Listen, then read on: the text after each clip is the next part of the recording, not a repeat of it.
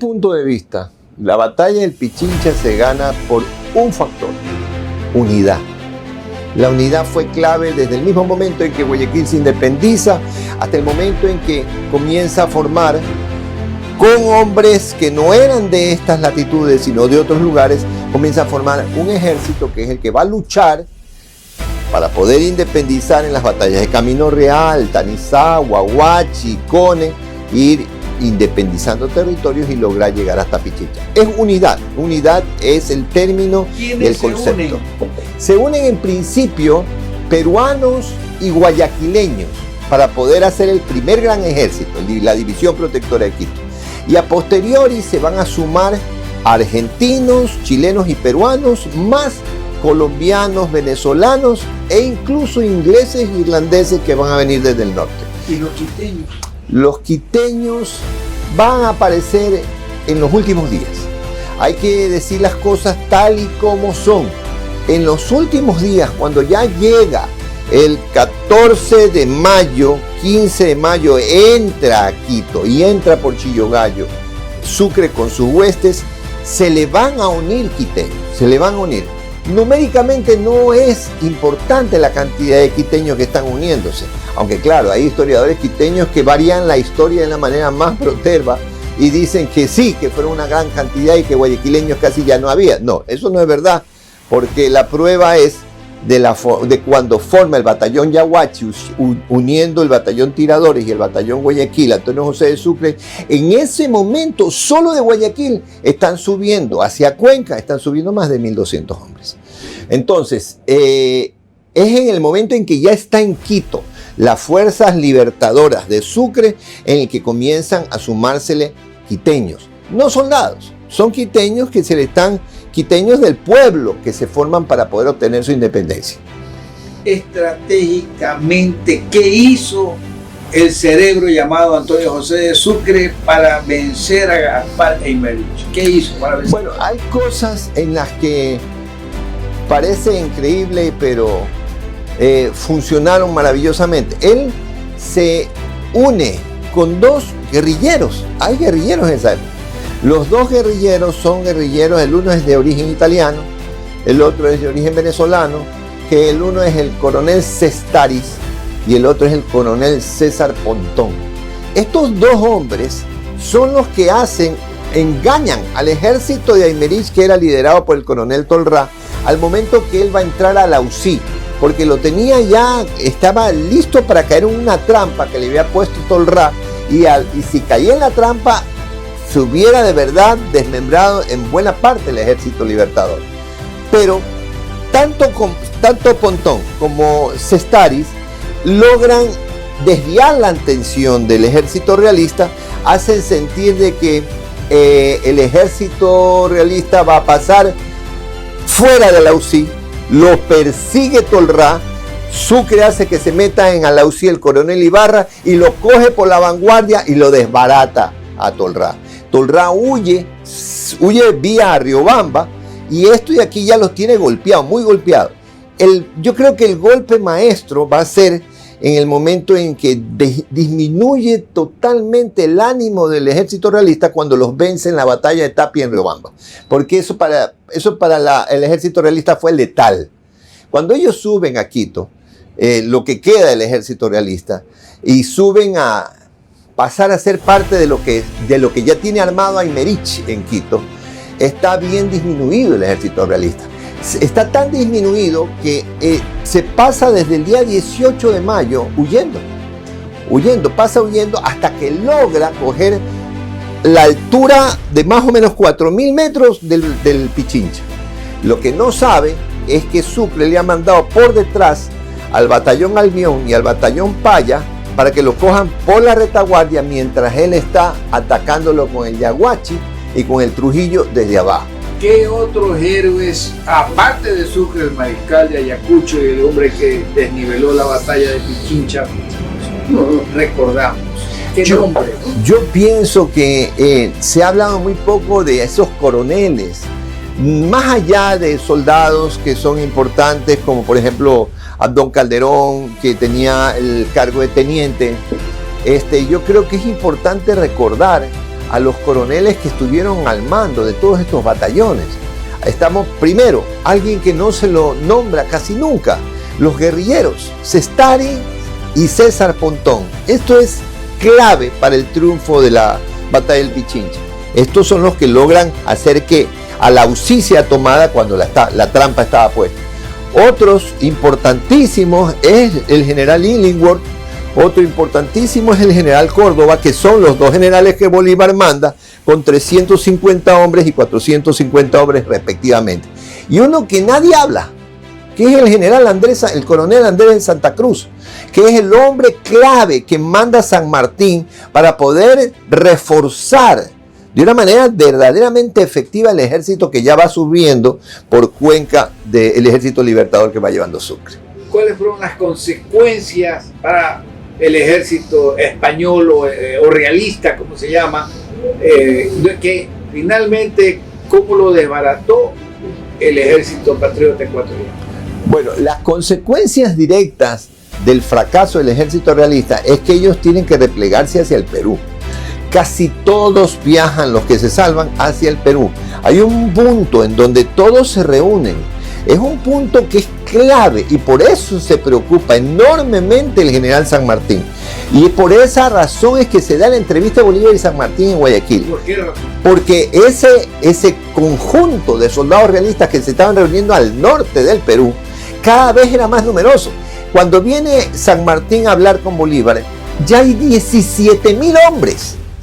Sí, imaginarse el volumen de soldados que era eso, si solamente en Pichincha pelean un ejército de más de 3.000 soldados patriotas, calcular un ejército de 17.000 hombres es una locura.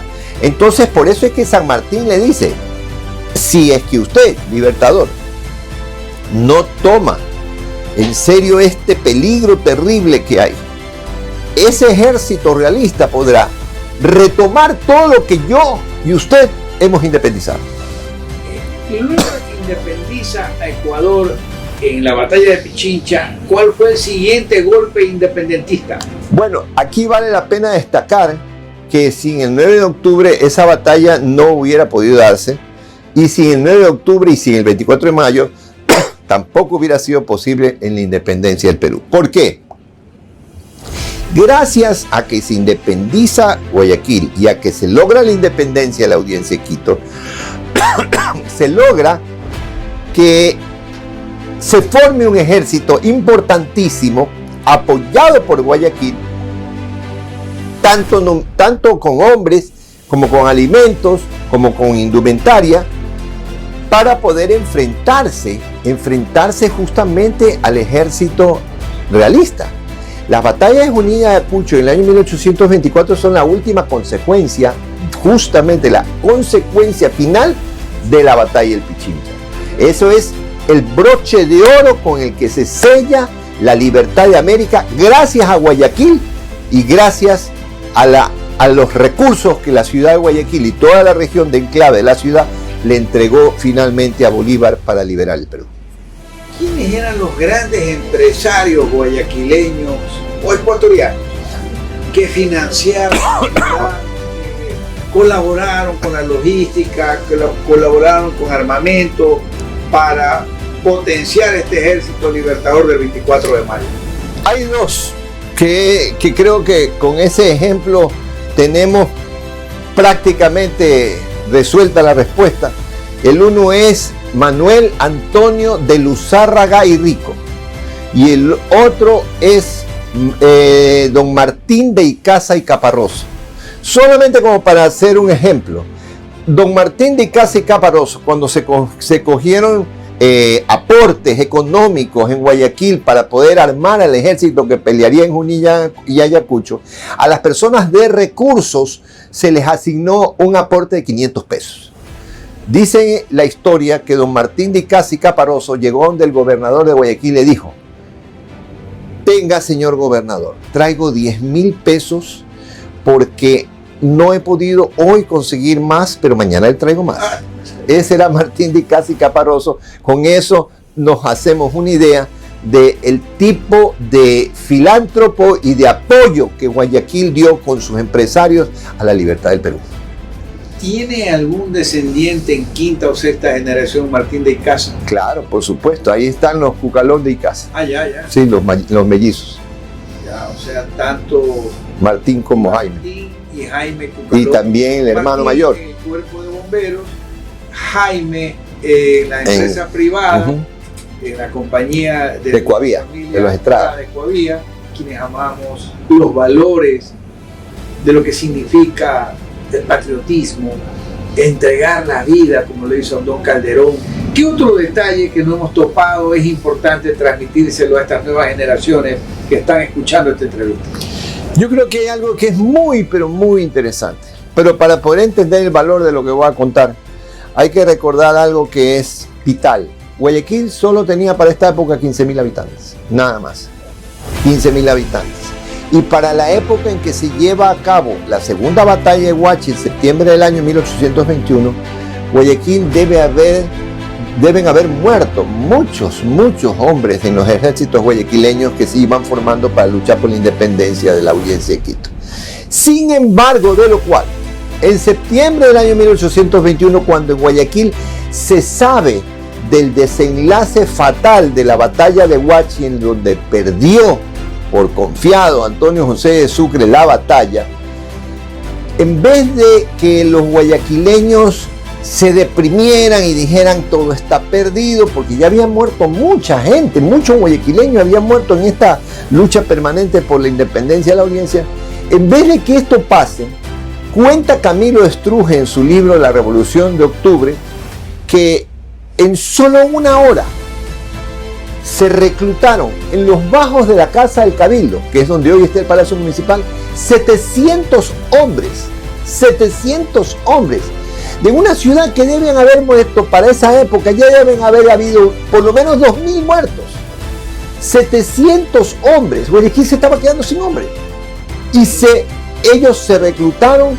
Al otro día llegaron del Morro 250 hombres, y en términos generales, en 2 días, cuando Sucre llega a Guayaquil, Guayaquil ya le tiene listo un ejército de 1.200 hombres para subir al Pichincha. El guayaquileño de esa época, del año 1800, ¿se diferencia en algo del guayaquileño actual? Yo pienso de que tenían más amor por su tierra, tenían una idea más clara de lo que es ser patriota, tenían una idea más precisa de la responsabilidad que tenían con las generaciones futuras, y sabían que no había nada más valioso en este mundo que la libertad. No había nada más valioso en este mundo que uno mismo hacerse o construirse el futuro. Ellos tenían más conciencia de eso que muchos jóvenes de ahora. Recordemos que las guerras de independencia fueron guerras de niños, donde los coroneles y los generales eran unos jovencitos de 20 y pico de años, y que los soldados muchas veces, muchísimas veces, tenían la edad de Don Calderón o menos. ¿Qué edad? Entre los 16 y los 20 años. Entonces, era una generación de jóvenes patriotas, verdaderamente patriotas, formados para luchar por su destino y por su futuro.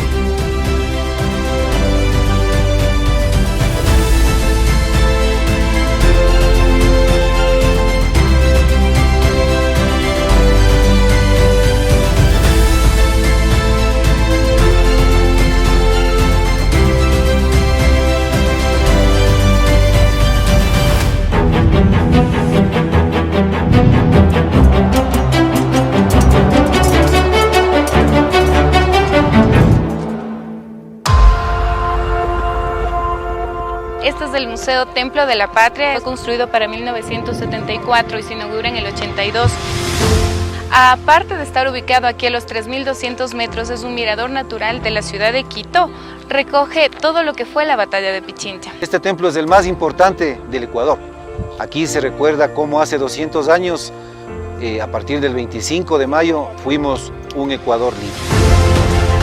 ejército de Bolívar y de Sucre, que venían liberando ya varias naciones, estaba organizado por divisiones. En la división Gran Colombiana estaba gente de Colombia, de Venezuela y un reducido número de soldados ingleses. En la división del sur estaba Perú, Chile, Argentina, Uruguay, Paraguay, Bolivia. Cuando llegan acá se incorpora la división protectora de Quito, que estaba conformado por gente de Quito, Guayaquil y Cuenca. Esos batallones están representados aquí con sus comandantes y quienes pertenecían a cada uno de estos batallones. Y obviamente nuestro héroe niño, Abdón Calderón. Era conocido como el héroe niño porque formó parte de las filas militares cuando tenía 17 años de edad. Hay una leyenda que nos contaban, creo, a todos en la escuela, ¿no? Que nos decían que Abdón Calderón había recibido el impacto de 4 cañones, había tomado la bandera con la boca y pese a eso seguía motivando a su ejército. Bueno, esto es un tanto fantasioso, sin embargo no está tan lejos de la realidad. El mariscal Sucre, en su parte de guerra a Bolívar, dice: quiero hacer mención a la participación del teniente Abdón Calderón, que pese a que recibió más de 4 impactos, continuó en el combate. Es muy importante que la gente, los niños más que todo, visiten este museo para que puedan tomar conciencia, una conciencia histórica, una conciencia cívica, porque no se puede amar lo que no se conoce.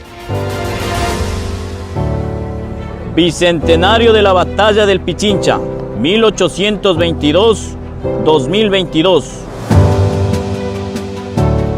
Nosotros los ecuatorianos, habiéndonos convocado patrióticamente y constituidos al amparo de la herencia del espíritu libertador del general Simón Bolívar, de nuestros patriotas comandados por el mariscal Antonio José de Sucre y por las tropas enviadas por el general José de San Martín, nos comprometemos en fortalecer el espíritu de unión de la República del Ecuador. Estamos en el mismo lugar, aquí en el hemiciclo de la Rotonda de la ciudad de Guayaquil, en donde nuestro libertador Bolívar y San Martín se dieron la mano. Aquí se formó la División Protectora de Quito, con gente de la costa, con gente guayaquileña, y avanzaron hacia nuestras serranías con el objeto de poder apoyar a la ciudad de Quito y dar la libertad definitiva a nuestro país, el Ecuador. Para mí es un honor el estar en estos momentos aquí, poder salir desde Guayaquil, cabalgar por los sectores históricos donde se desarrollaron las batallas que llegaron a la ciudad de Quito, a la batalla de Pichincha.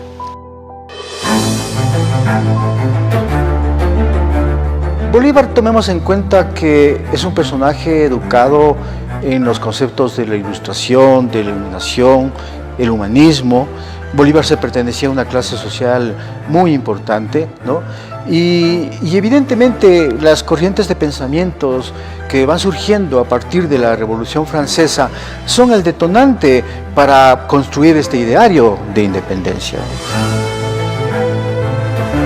Toma importante fuerza también las consecuencias de las reformas borbónicas y el consecuente cobro de impuestos a la clase social de aquel entonces, lo cual provoca algunos resentimientos y por ende el proceso de creación de una independencia. Bolívar entonces junto con Sucre van consolidando todo un equipo militar.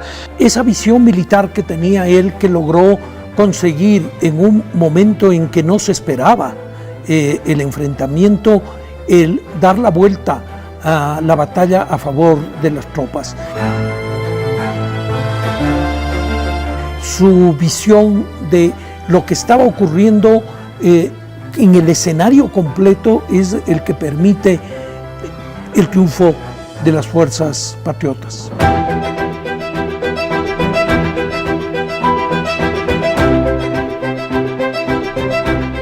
Bueno, para todo país su independencia es el inicio de una nueva vida para todo un pueblo, de una nueva vida política para cada país. Eso nos ha pasado a todos los países latinoamericanos y para nosotros el estar el día de hoy aquí acompañando a Ecuador y a su armada en los 200 años de su independencia siempre va a ser un privilegio. Y no solo son los 200 años de la independencia, sino también son los 200 años de la creación de su escuela naval. Una de las escuelas navales más antiguas de América Latina.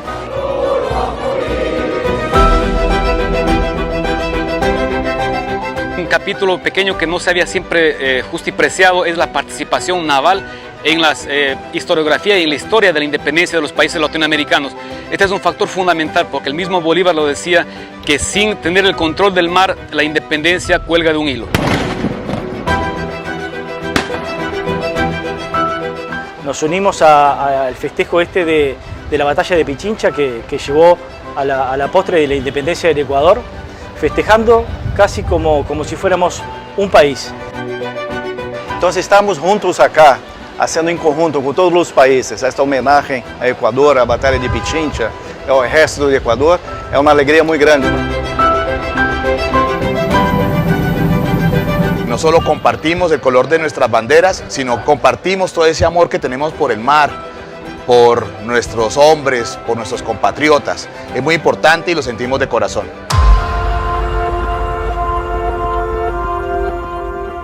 La historia no es para repetir lo que hicieron bien nuestros antepasados, sino para ver qué deberíamos hacer ahora nosotros para seguir luchando por esos ideales de igualdad, de libertad, de patria, que van languideciendo más bien en estas épocas.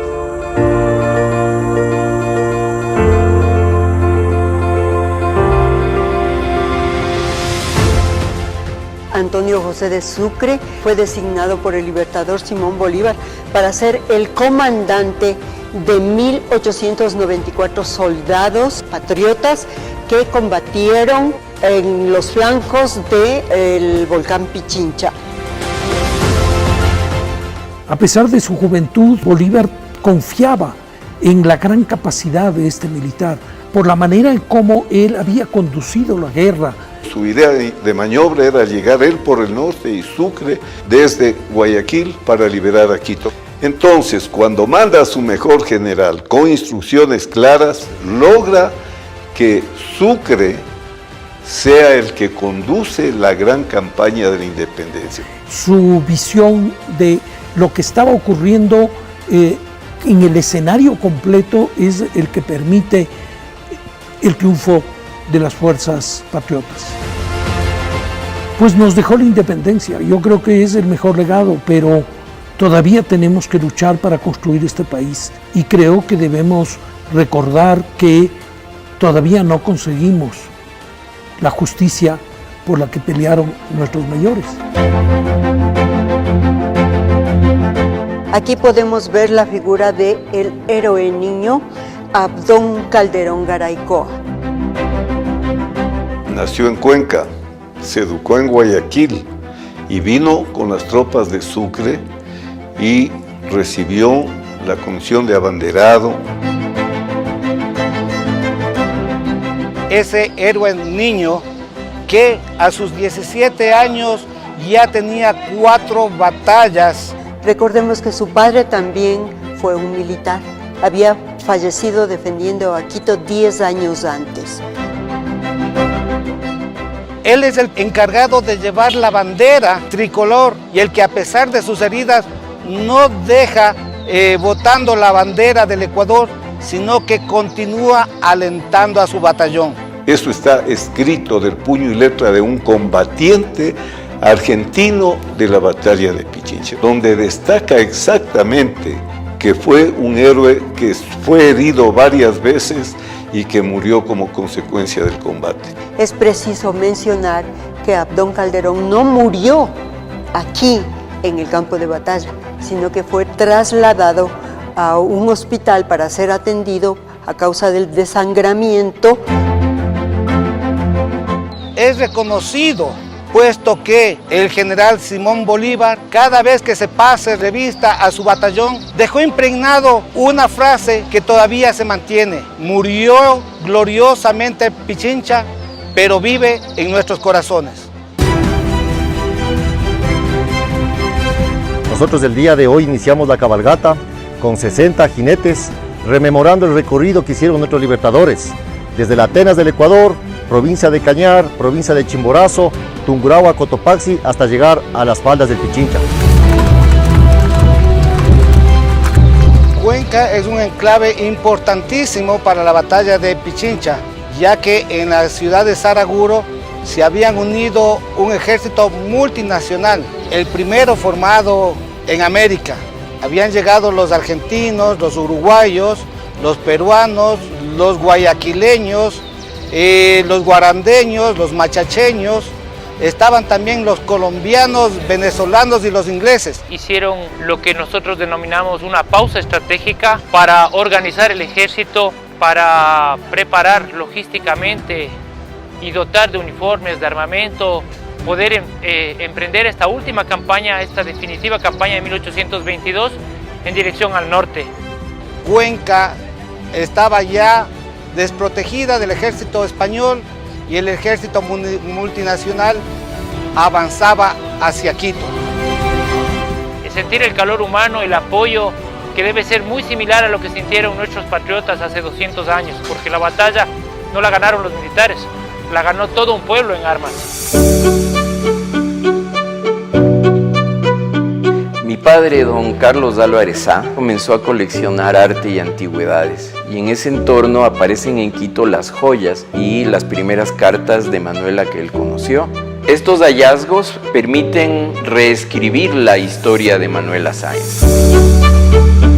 Manuela, muy chiquita, a los 15 años, tiene que ver la matanza de los héroes del 10 de agosto, con lo que ella se opone de ahí en adelante al Imperio Español y se integra a la resistencia clandestina quiteña. A los 21 años es casada por sus padres con el doctor James Thorne y va a vivir a Lima, donde ella se dedica pues a hacer ya un trabajo de inteligencia militar a favor del ejército independentista del sur. Y regresa coincidentemente para cuando el ejército independentista de Colombia está llegando a Quito. Ella quiere participar en la batalla, pero no se le permite, las mujeres lo tenían prohibido. Frustrada dice, yo siento que estoy hecha para la gloria.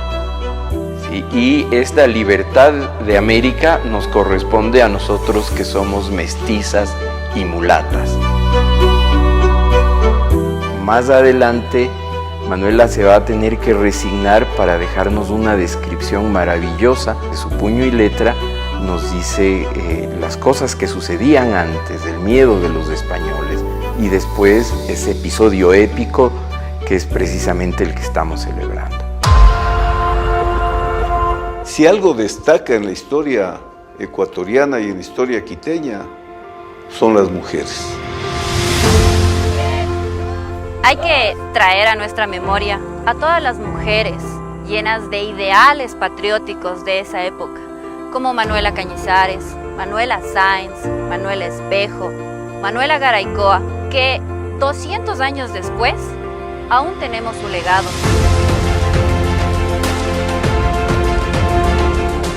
Me siento muy orgullosa de vestir este uniforme militar, tanto para combinar mi profesión como lo que es del área de la salud con la vida militar. También así recordando lo que fue hace 200 años en el Bicentenario, participó una mujer llamada Ramona Castillo, en la cual participó como enfermera y ayudó a los heridos en combate. Manuela Garaycoa es mi inspiración.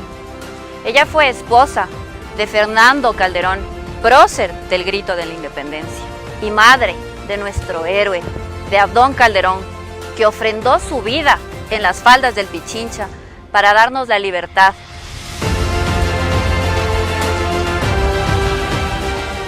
Entonces las mujeres han jugado un papel excepcional en la historia del Ecuador, en la historia de la independencia, y eso es algo que debe ser reconocido. Yo creo que la mujer no recibió esto como dádiva de nadie, es una lucha de muchos años, una lucha persistente para reclamar los derechos que les correspondían y para haber logrado que esos derechos sean respetados.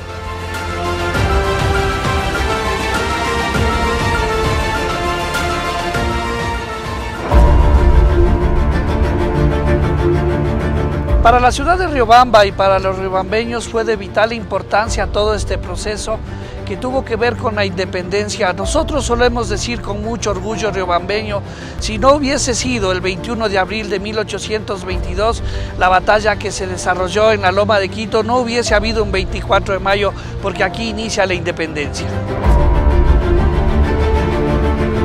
Purín es considerado como uno de los puntos estratégicos más importantes debido a que es una parroquia que se encuentra muy cercana a la ciudad de Riobamba, en donde planifica todas las estrategias de guerra para ingresar al día siguiente a la ciudad y tomar la Loma de Quito, en donde se desarrolla este combate.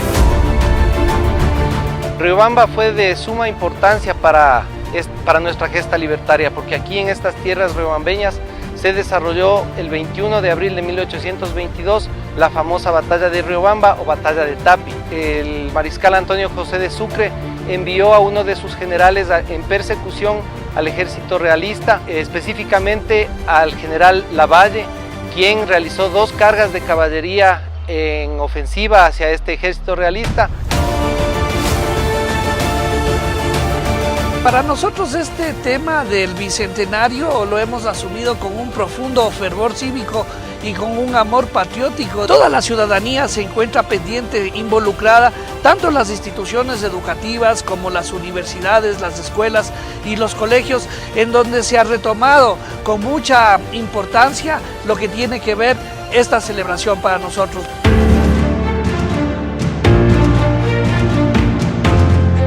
Hola. Soy Patricia Villagómez. Soy la encargada del Museo y Templete de los Héroes del Colegio Militar Eloy Alfaro. Aquí vamos a ver algunas muestras de obras pictóricas, uniformes y armas que estuvieron en la batalla del 24 de mayo de 1822. Ahora nos encontramos en la sala de armas del Templete de los Héroes. El arma que más nos llama la atención son estas ametralladoras de tracción animal que son confeccionadas con madera y con acero. A mis espaldas vemos en estos objetos de madera conocidos con el nombre de panoplias que se exhiben armas blancas como son espadines largos que usaban los uniformados que iban al campo de batalla a caballo. Este es un cuadro de Luis Moscoso. En este cuadro vemos plasmados los hechos que desembocaron en la batalla del Pichincha, en donde vemos que la figura principal es Antonio José de Sucre, que fue designado por el libertador Simón Bolívar para ser el comandante de 1894 soldados patriotas que combatieron en los flancos del volcán Pichincha. Estos soldados, a más de 3.500 metros de altura, sellaron la libertad de nuestro país. Este lugar de Limpio Pongo constituye un punto estratégico de decisión.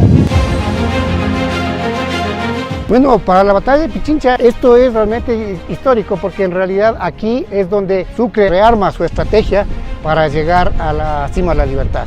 Y los chagras básicamente acá es donde reabastecen al ejército patriota en Machachi, en Sangolquí. Es guiado por un indígena de Sangolquí de nombre Lucas Tipán, es guiado por el costado oriental. Entonces de Limpio Pongo toma hacia el oriente. Fue muy importante la presencia del Chagra en la batalla del Pichincha porque fuimos pieza fundamental, porque conocemos el sitio y estamos capacitados para guiar al ejército patriota. Bueno, realmente es un orgullo y un privilegio que la vida me ha dado estar viviendo in situ el recorrido que hicieron hace 200 años y también haciendo historia y reescribiendo la historia.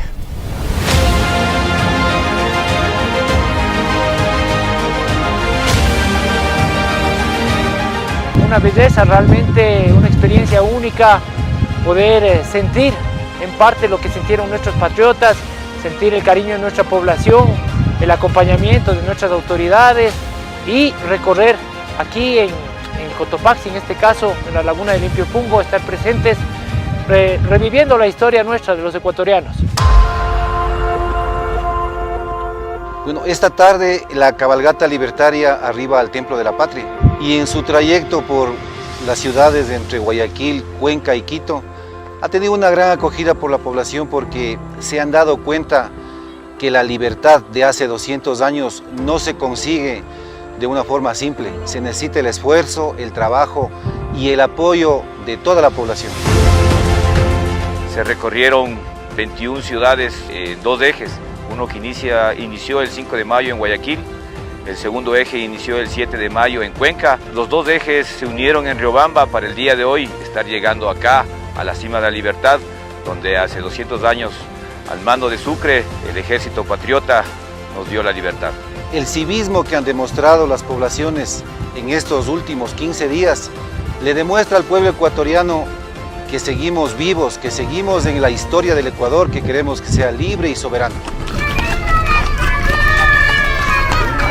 Esta batalla de Pichincha hay que verla desde el punto de vista de integración nacional, integración latinoamericana, pero también de integración social, porque fue el pueblo el que alimentó las tropas, el que completó las unidades, el que trabajó para los equipamientos, porque las guerras no se ganan solamente porque usted tenga la voluntad de hacerlo. Esa batalla se construyó en el Ecuador.